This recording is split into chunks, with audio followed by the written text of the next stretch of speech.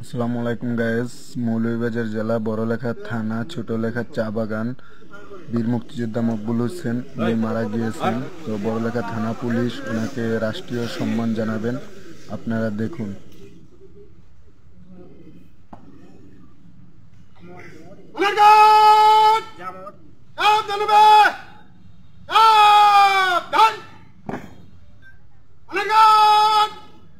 মরহুম বীর মুক্তিযোদ্ধা মকবুল হোসেনের স্মরণে রাষ্ট্রীয় মর্যাদা সশস্ত্র সালাম দিবে।